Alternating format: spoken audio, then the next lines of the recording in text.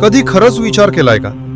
प्रत्येक शिवमंदिरात शिवलिंग अंडाकृतीच का असतं?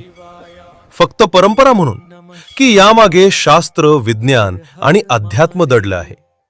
चला पाहूया. शैव आगम ग्रंथ सांगतात, लिंगम सर्वाकार वर्जितम शिवस्य निराकार स्वरूपम.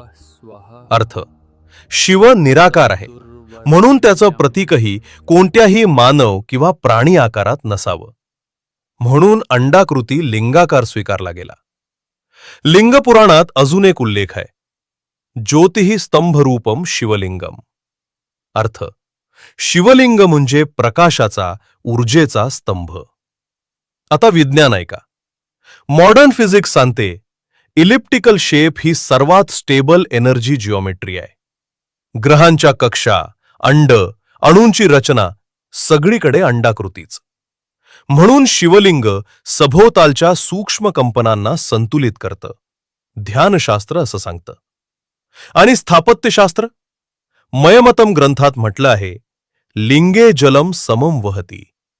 अर्थ, शिवलिंगावर टाकलेलं पाणी सर्व बाजूंनी समान पसरलं पाहिजे. अंडाकृती आकारामुळे जलाभिषेक परफेक्ट होतो. हायजीन, डिझाईन आणि भक्ती तीनही एकत्र.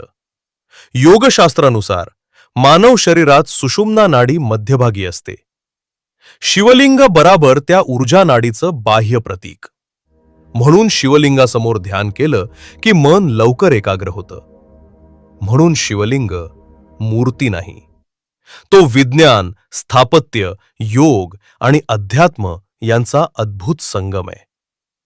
ही माहिती नवीन वाटली का? अशाच भारतीय संस्कृती मागची खरी शास्त्रीय कारणं जाणून घ्यायची असतील तर आजच पावन भारत चॅनलला सबस्क्राईब करा.